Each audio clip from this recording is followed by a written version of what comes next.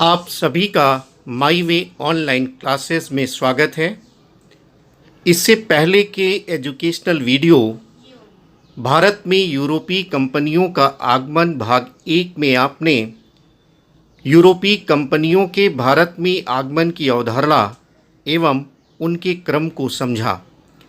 इस educational video class में हम आपको पुर्तगाली कंपनी और डचों के बारे में विस्तार से बताएंगे।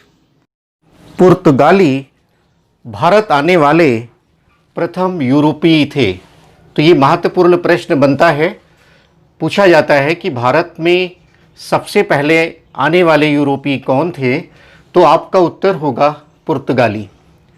जैसा पहले के एजुकेशनल वीडियो क्लास में मैंने उल्लेख किया है कि वास्को डी गामा आए हैं, ये नाम आपके लिए महत्वपूर्ण है। कब आए हैं? 17 मई 1498 ईस्वी को। कहाँ पहुँचे? कालीकट पहुँचे। इस बात का उल्लेख किया है। और जिन विद्यार्थियों ने पहली क्लास नहीं सुनी है उसको देखें और मैप के माध्यम से समझें कि कैसे यूरोप से केप ऑफ गुड होप होते हुए कालीकट पहुँचते हैं। यहाँ पर आपका आसान द्वीप, जिसको आप हिंदी में कहते हैं Cape of Good Hope, Europe से पुर्तगाल से चल करके समुद्र के रास्ते कैसे कालीकट पहुँचते, तो इसको मानचित्र में देखना है। ये जो वास्को डी गामा ने अपनी यात्रा की थी, इसमें अब्दुल मनीद नामक एक गुजराती व्यक्ति थे। इन्होंने मार्गदर्शन किया था, पथ प्रदर्शक का काम इन्होंने किया था। उस समय कालीकट के शासक जमोरिन ने पुर्तगालियों का स्वागत किया था, लेकिन वहाँ पहले से जो व्यापारी रह रहे थे, अरब व्यापारी खास तौर से, इन्होंने विरोध किया। इसलिए विरोध किया क्योंकि अरब व्यापारियों का उस समय तक व्यापार में प्रभुत्व था। जो दक्षिण पूर्व एशिया से व्यापार, चीन से व्यापार, भारत के माध्यम से अरब देशों को, यूरोप को हो रहा था, उसमें अरब व्यापारियों का प्रभुत्व था। तो इन्होंने विरोध किया। ये जो वास्को डी गामा आए पुर्तगाल से, इन्होंने मुख्य रूप से मसालों के व्यापार पर अपना ध्यान केंद्रित किया। और पहली बार जब मसालों से युक्त जहाज़ यूरोप लेकर गए तो उन्हें 60 टाइम्स 60 गुना प्रॉफिट हुआ, लाभ हुआ। एक बहुत बड़ा आकर्षण था। और इससे दूसरे व्यापारियों को, दूसरे शासकों को प्रोत्साहन मिला। मसालों के व्यापार के साथ साथ कुछ कपड़ों का व्यापार, चंदन की लकड़ी का व्यापार और हाथी दांत की वस्तुओं का व्यापार हो रहा था। जमोरिन जो कालीकट का शासक था, उसने वास्को डी गामा से कुछ वस्तुओं के लिए आग्रह किया था। और इन वस्तुओं में 4 वस्तुएं थीं। इनमें सोना, चांदी, मूंगा और सिंदूरी रंग। आपसे पूछा जाता है कि जमोरिन ने पुर्तगाली यात्री वास्को डी गामा से किन वस्तुओं के लिए आग्रह किया, तो उत्तर है सोना, चांदी, मूंगा, सिंदूरी रंग। वास्तव में उस समय जो व्यापार शुरू हुआ, उसमें निर्यात में तो मुख्य रूप से मसालों का निर्यात होता था, काली मिर्च वगैरह जो साउथ में होती है, और थोड़े बहुत कपड़े, चंदन, हाथी दांत की वस्तुएं, शिल्प कलाओं से संबंधित वस्तुएं, इनका निर्यात होता था। लेकिन आयात की सबसे बड़ी वस्तुओं में सोना चांदी था। और इसलिए सोना चांदी के लिए आग्रह भी था जमोरिन का। जब ये प्रॉफिट हुआ 60 टाइम्स 60 गुना, तो और लोगों को प्रोत्साहन हुआ। मार्च 1500 ईस्वी में पेट्रो अल्बरेज कैब्रे 13 जहाज़ों के साथ कालीकट पहुंचता है और कालीकट में कारखाना बनाने का प्रयास करता है। लेकिन जमोरिन ने उसको दुर्गीकरण करने का, उसकी सुरक्षा व्यवस्था के लिए जो दीवारें बनाई जाती थी, उसकी अनुमति नहीं दी। इसलिए पुर्तगालियों ने कोचीन में अपना पहला दुर्ग और कारखाना बनाया। तो ये इम्पॉर्टेंट हो जाता है। 1502 ईस्वी में कोचीन में पहला दुर्ग बनता है पुर्तगालियों का। तो ये इम्पॉर्टेंट हो जाता है। जब यहाँ के व्यापार से लाभ होने लगा पुर्तगाल के शासक को, तो पुर्तगाली जो कंपनी है वो एक शाही कंपनी थी। शाही कंपनी का मतलब है कि राजा की कंपनी है और उसके दिशा निर्देशों के तहत ये काम कर रहे हैं। आगे आप पढ़ेंगे कि जिस तरह से ब्रिटिश कंपनी आई तो वो राजा की अनुमति से तो आई, लेकिन प्राइवेट कंपनी थी, वो अपनी व्यवस्था अब स्वयं करती थी। तो ये दोनों कंपनियों में अंतर हुआ करता था, जिसकी चर्चा आगे ब्रिटिश काल में हम करेंगे। इसके बाद जब ये प्रभुत्व स्थापित हो जाता है, व्यापार में लाभ होने लगता है, तो फ्रांसिस्को डी अल्मीडा को भारत में पुर्तगालियों का पहला गवर्नर नियुक्त किया जाता है। तो ये नाम बहुत पूछा जाता है, आपसे पूछा जाता है कि भारत में पुर्तगालियों का पहला गवर्नर कौन था, तो आपका उत्तर होगा फ्रांसिस्को डी अल्मीडा, 1505 से 1509 ईस्वी तक। उसके बाद जो दूसरे महत्वपूर्ण गवर्नर हुए उनका नाम है अल्फांसो डी अल्बुकर्क। ये बहुत महत्वपूर्ण है। उसका रीज़न क्या है कि इन्होंने कुछ ऐसे काम किए जिससे भारत में पुर्तगाली साम्राज्य वास्तव में स्थापित हो पाया। जैसे इन्होंने स्थानीय महिलाओं से विवाह की नीति प्रारंभ की। अब स्थानीय महिलाओं से विवाह की नीति का अर्थ ये है कि स्थायी रूप से इन्होंने अपनी जनसंख्या बढ़ाने की कोशिश की, अपनी संस्कृति को स्थापित करने की कोशिश की इसके माध्यम से। तो एक बहुत बड़ा ये कदम था। स्थानीय लोगों से घुल मिल गए, जैसे अपनापन का विकास हुआ स्थानीय लोगों में, और इनके जो उद्देश्य है वो पूरा होने में आसानी हुई। और वैसे भी विदेशी कंपनियों के संदर्भ में, यूरोपीय कंपनियों के संदर्भ में एक बात यहाँ उल्लेख करना समीचीन होगा, उचित होगा कि जितने भी यूरोपीय देश हैं जिनकी चर्चा मैंने पिछले क्लास में किया है, कि चाहे वो ब्रिटेन हो, फ्रांस हो, स्पेन हो, पुर्तगाल हो, जो भी है, वहाँ के देशों में एक होड़ सी मच रही थी कि कैसे हम अपनी कीर्ति को बढ़ाएं, कैसे हम अपने देश के गौरव को बढ़ाएं। और इस कीर्ति को, गौरव को बढ़ाने के संदर्भ में अनेक कार्य किए जा रहे थे। उनमें एक कार्य यह भी था कि दूसरे देशों से व्यापार करना, दूसरे देशों पर प्रभुत्व स्थापित करना। कहते हैं कि उस समय सारे यूरोपीय देश 3 बातों पर बहुत बल दे रहे थे। एक तो गोल्ड, दूसरा ग्लोरी, और तीसरा गॉड। गोल्ड, ग्लोरी और गॉड, इन 3 शब्दों को आप याद रखेंगे। गोल्ड यानी सोने के लिए बहुत लालायित थे, वो लाभ पर बहुत बल देते थे। ग्लोरी यानी कीर्ति, हर देश, हर यूरोपीय देश अपनी कीर्ति को बढ़ाना चाहता था। कीर्ति कैसे बढ़ेगी? जब व्यापार बढ़ेगा, धन की प्राप्ति होगी, उपनिवेशों की प्राप्ति होगी। और गॉड का मतलब ये है कि ईसाई धर्म की शिक्षाओं का प्रचार प्रसार करना। तो इनमें भी सबसे जो महत्वपूर्ण था यूरोपीय कंपनियों के लिए वो था गोल्ड, यानी वो अपने लाभ पर विशेष ध्यान रखते थे। इस बात को विशेष ध्यान में रखना है सभी विद्यार्थियों को। इसके अलावा भी कुछ ऐसे भी नाविक थे, कुछ ऐसे भी शासक थे, कुछ ऐसे भी व्यापारी थे जो गॉड पर बहुत बल देते थे। इनका मानना था कि हमारा वास्तविक जो उद्देश्य है वो ईश्वर के वचन और उनकी जो पुत्र है यानी ईसा मसीह की जो शिक्षाएं हैं उनका प्रचार प्रसार करना। तो इस संदर्भ में जो भी यूरोपीय कंपनियां जिन देशों में जाती थी वो वहाँ स्थापित होती थी, गिरजाघर बनवाते थे, स्थानीय संस्कृतियों में अपने धर्म का प्रचार प्रसार करते थे। और उसी के तहत इस बात को समझे जाने की आवश्यकता है, यानी गोल्ड, ग्लोरी, गॉड के संदर्भ में ही स्थानीय महिलाओं से विवाह की नीति को समझे जाने की आवश्यकता है कि किस प्रकार से इन्होंने अपनी संस्कृति के प्रचार प्रसार के लिए ऐसा कार्य किया। इसके बाद अल्बुकर्क ने 1510 ईस्वी में गोवा पर अधिकार कर लिया, और एक बहुत बड़ी घटना थी। गोवा जो इन्होंने छीना वो बीजापुर के शासक से छीना था। बीजापुर में उस समय यूसुफ आदिल शाही उपाधि होती थी, आदिल शाही का शासन था, और उनसे इन्होंने बीजापुर छीन लिया, गोवा छीन लिया बीजापुर से। और इसमें तिमैया नामक एक हिंदू व्यक्ति थे, इन्होंने मदद की थी। तो ये भी प्रश्न बनता है कि अल्बुकर्क की किसने सहायता की? तिमैया नामक व्यक्ति ने।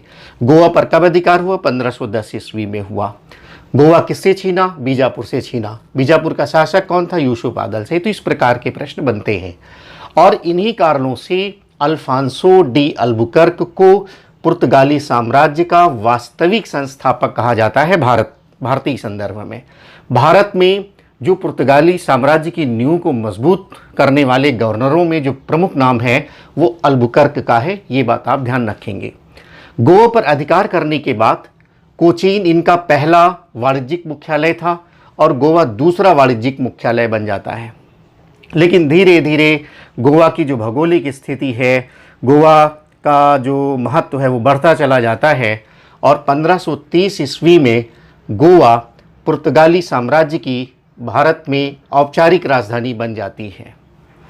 तो ये गोवा 1530 से औपचारिक राजधानी बनती है, अनेक बार एग्जाम में पूछा गया है। इसके बाद पुर्तगालियों के संदर्भ में एक और शब्द बड़ा ही प्रचलित है, वो है कार्ड्स। कार्ड्स में ये एक प्रकार की परमिट व्यवस्था थी। मध्यकाल का समय था, तो जो भी यूरोपीय शक्ति समुद्र पर अपना प्रभुत्व रखती थी उसी का प्रभुत्व उपनिवेशों पर हो पाता था। आपने देखा कि इसमें पहले पुर्तगाल और स्पेन बहुत आगे थे। स्पेन ने किस तरह से दक्षिण अमेरिका में अपने उपनिवेश बनाए, ये आप पढ़ेंगे कभी उपयुक्त समय पर। तो ये दोनों बहुत आगे थे। तो पुर्तगाल ने क्या किया कि हिंद महासागर में अपने प्रभुत्व को स्थापित करने के लिए, अरब महासागर में अपने प्रभुत्व को स्थापित करने के लिए एक परमिट व्यवस्था लागू की। इसको ब्लू वाटर पॉलिसी भी कहते हैं। और ये इतनी प्रभावी थी कि यहाँ तक कि मुग़ल बादशाह को भी बिना कार्ड्स के, बिना परमिट के अरब सागर में जाने की अनुमति नहीं थी। उन्होंने भी एक निःशुल्क परमिट प्राप्त किया था, कार्ड्स प्राप्त किया था। तो चाहे बीजापुर के शासक को हो, कोचीन के शासक को हो, जमोरिन को हो, मुग़ल बादशाह को हो, सभी को कार्ड्स लेना पड़ता था। ये पुर्तगाली शक्ति की ओर संकेत करता है कि कैसे ये हिंद महासागर में इनका प्रभाव स्थापित था। अन्य जो पुर्तगाली गवर्नरों में एक नाम नीनो डी कुन्हा का है, 1529 से 38 के मध्य थे। इनके समय में जो कार्यालय है गोवा ये बना था, कार्यालय क्षेत्र, औपचारिक राजधानी बनी थी, जिसका उल्लेख हमने पहले किया था। और इन्हीं के समय में एक प्रसिद्ध कैथोलिक संत हुई फ्रांसिस्को जेवियर। तो फ्रांसिस्को जेवियर किसके समय में भारत आए? उस समय पुर्तगाली गवर्नर कौन था? Nino D Cunha. 1632 ईस्वी में पुर्तगालियों का शाहजहां दमन करते हैं हुगली में। तो यहाँ पर थोड़ा सा इसको समझने की आवश्यकता है कि जब पुर्तगालियों ने, ये आपका पूर्वी भाग है, ये पश्चिमी भाग है, यहाँ पर इन्होंने प्रभुत्व स्थापित किया, तो धीरे धीरे इन्होंने पूर्वी भारत में भी अपने अड्डे बनाने शुरू किए। और उस संदर्भ में एक नागापट्टम का उल्लेख करना आवश्यक होगा। नागापट्टम से इन्होंने दक्षिण पूर्व एशिया से व्यापार करना शुरू किया। 1579-80 में अकबर ने हुगली में बसने की इजाज़त दे दी। अभी हुगली का संदर्भ यहाँ पर है। 1579-80 में अकबर ने हुगली में बसने की इजाज़त दे दी। लेकिन धीरे धीरे जैसे जैसे इन्होंने अपना प्रभाव स्थापित किया, ये थोड़ा उद्दंड हो गए, थोड़ा बदमाश टाइप के हो गए। और वहाँ पर इन्होंने नियम कानून जो है वो मानना बंद कर दिया। इसलिए शाहजहां ने इनका दमन किया हुगली में। बाद में शाहजहां ने आदेश करके इनको बंदेल में फिर से बसाया। तो ये भी आपके लिए तथ्य इम्पॉर्टेंट है। पुर्तगालियों ने 1535 ईस्वी में दीव पर अधिकार किया और 1559 ईस्वी में दमन पर अधिकार किया। तो गोवा के साथ साथ दीव और दमन पर पुर्तगालियों का प्रभाव स्थापित हुआ। और आप देखेंगे कि ये जो प्रभाव है ये 1961 तक चला आता है। 1961 तक ये भाग गोवा, दमन, दीव पुर्तगालियों के ही प्रभुत्व में था। भारत 1947 में आज़ाद हो चुका था। 1961 में पुलिस कार्यवाही के द्वारा गोवा, दमन, दीव को भारत में मिलाया गया था। तो ये आपका है। इसके अलावा भी कुछ प्रश्न बनते हैं पुर्तगालियों से जिनको आपको थोड़ा सा समझने की आवश्यकता है। जैसे जापान से जो हमारे यहाँ व्यापार शुरू होता है वो पुर्तगालियों के समय में ही शुरू होता है। एक फैक्ट ये भी है कि भारत में तंबाकू की खेती है, आलू की खेती है और मक्का की खेती है।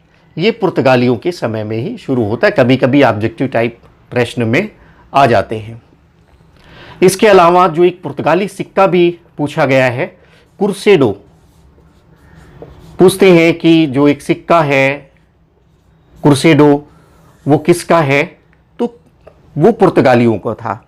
तो इस प्रकार से पुर्तगाली भारत में आने वाले सबसे पहले यूरोपीय थे और 1961 में यहाँ से गए, यानी सबसे बाद में जाने वाले यूरोपीय भी हैं। इस तथ्य को आपको याद रखना है। अब हम डच ईस्ट इंडिया कंपनी के बारे में बात करेंगे। जैसे आप पहले जान चुके हैं कि भारत में सबसे पहले पुर्तगाली आते हैं 1498 ईस्वी में। उसके बाद जो कंपनी बनती है वो ब्रिटिश कंपनी बनती है, अंग्रेज़ आ जाते हैं 1600 ईस्वी में। उसके बाद डच कंपनी बनती है 1602 ईस्वी में, और उसके बाद डेनिश आपके आते हैं 1616 ईस्वी में। उसके बाद फ्रांसीसी आते हैं 1664 ईस्वी में, और उसके बाद स्वीडिश आते हैं 1731 ईस्वी में। तो पुर्तगाली के बाद अंग्रेज़ों की कंपनी आती है और फिर डच आते हैं 1602 ईस्वी में। लेकिन यहाँ पहले इसलिए ले लिया है कि कभी कभी आपके एग्ज़ाम्स में एक आध प्रश्न ऐसे भी आए हैं कि जिसमें थोड़ी सी समझ की आवश्यकता है आपको, तो पहले हम उसको समझ लेते हैं। कंपनी की दृष्टि से ये साल आप सारे याद करेंगे, 1498, 1600, 1602। तो कंपनी स्थापित करने की दृष्टि से ये क्रम आपका बनता है। लेकिन अगर आप देखें कि डच जो है वो इन्होंने अपना ध्यान पूर्वी एशिया की ओर रखा। इंडोनेशिया वगैरह देश हैं उस ओर उन्होंने ध्यान केंद्रित किया, और भारतीय संदर्भ में 1602 ईस्वी में इन्होंने अपनी कंपनी बनाई थी। किंतु ऐसा माना जाता है कि बहुत सारे जो डच लोग हैं, डच यानी कहाँ से आए थे ये, हॉलैंड, नीदरलैंड से, बहुत सारे लोग 1595 ईस्वी में आकर के यहाँ से व्यापार करने लगे थे। तो अगर आप इस दृष्टि से देखेंगे तो आप सबसे पहले पुर्तगाली और पुर्तगाली के बाद डच आएंगे। तो एग्ज़ाम में किस प्रकार का प्रश्न बनता है ये आप देखेंगे कि अगर वो कंपनी की दृष्टि से पूछते हैं तो पुर्तगाली के बाद अंग्रेज़ होंगे, अंग्रेज़ के बाद डच होंगे। अगर वो व्यक्ति के स्तर पर प्रश्न पूछते हैं तो पुर्तगाली के बाद डच आएंगे 1595 ईस्वी में। इस फैक्ट को आप ध्यान में रखेंगे। टेक्निकल होता है, टेक्निकल क्वेश्चंस होते हैं, थोड़ा समझने की आवश्यकता होती है। एक और टेक्निकल पॉइंट आता है कारखाना को लेकर के। मछलीपट्टनम में बना, 1602 में कंपनी बनती है और 1605 में जाकर के ये आपका कारखाना बनता है। लेकिन कोरोमंडल क्षेत्र में ही, जो आप भारत का नक्शा देखते हैं, मैप में देखेंगे आप, तो कोरोमंडल जो क्षेत्र है वो कुछ इस तरह से, ये जो तमिलनाडु वाला इलाका है कोरोमंडल कहलाता है, ये मालाबार कहलाता है। तो यहाँ पर एक स्थान था पेटापुली। पेटापुली पर डचों ने सबसे पहले अपना एक सेंटर बनाया और उसके बाद उन्होंने प्रॉपरली मछलीपट्टनम में अपना कारखाना बनाया। तो कभी कभी विकल्पों में ऐसा भी है कि पेटापुली आया, मछलीपट्टनम नहीं था। तो एग्ज़ाम में आप इन दोनों बातों को ख्याल में रखेंगे, ध्यान में रखेंगे। मछलीपट्टनम में स्थापित हुई है प्रॉपरली फैक्ट्री, लेकिन अगर मछलीपट्टनम नहीं है तो आप पेटापुली लगाएंगे। तो इन दो बातों का आप ख्याल रखेंगे। इनके बारे में और जो महत्वपूर्ण प्रकार के तथ्य हैं डचों के बारे में कि 1602 में डच ईस्ट इंडिया कंपनी बनी। इनका जो वास्तविक नाम था वो था विरेंगदे ओस्ट इंडिसे कंपनी।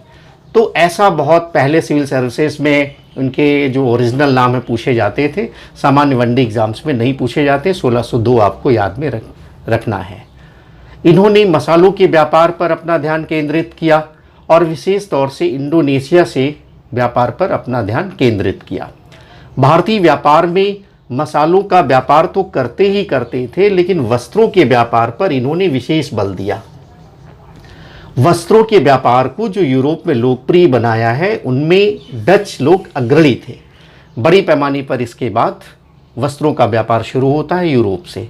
कारखाने की बात दोनों आपको याद रखना है, हमने विस्तृत ढंग से समझा दिया है। बंगाल में पहली जो डच कंपनी बनती है पिपली में 1627 ईस्वी में, और इन्होंने कासिम बाज़ार में रेशम उद्योग, बहुत पूछा जाता है एग्ज़ाम में कि डचों ने रेशम उद्योग कहाँ स्थापित किया, कासिम बाज़ार में। और जो 1650 के बाद का समय है, 1650 से 60 के बीच का समय है, उसमें ये उद्योग बहुत फलता फूलता है। इन्होंने एक फोर्ट बनाया, डच फोर्ट चिनसुरा में। तो डच फोर्ट कहाँ बनाया? चिनसुरा में बनाया।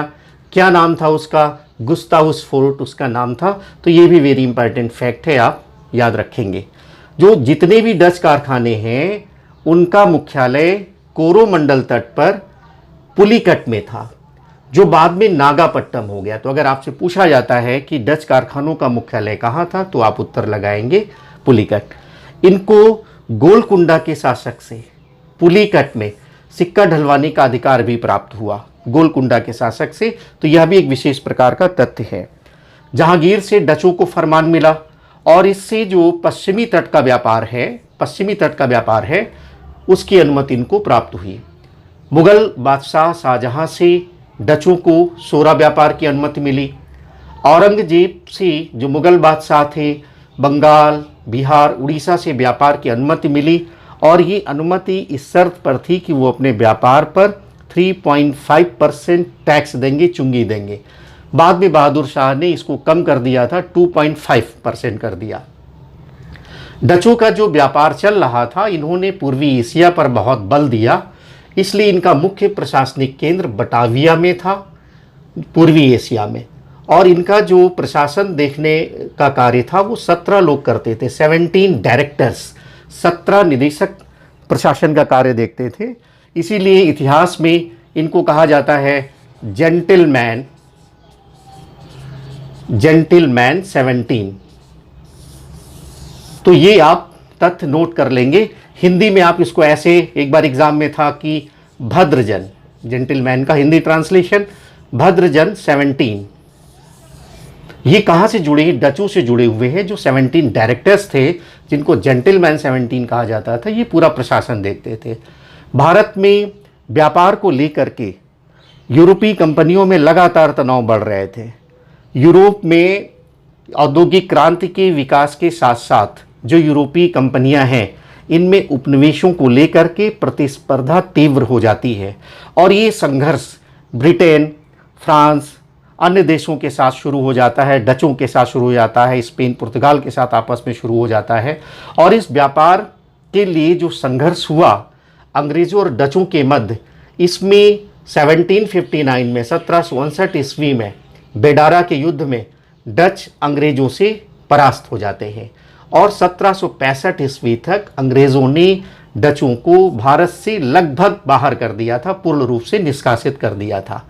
तो ये महत्वपूर्ण बिंदु है जिनको आप याद करेंगे। यूरोपीय कंपनियों का जो आगमन हुआ भारत में, उसमें आपने कैसे आए पहली क्लास में पढ़ा, पहली वीडियो क्लास में। फिर उसके बाद पुर्तगालियों के बारे में विस्तृत अध्ययन किया, और डचों के बारे में ये महत्वपूर्ण प्रकार के फैक्ट्स आपने जाने। अगले एजुकेशनल वीडियो क्लास में हम आपको ब्रिटिश के बारे में, फ्रांस के बारे में, डेनिश के बारे में, स्वीडिश के बारे में बताएंगे।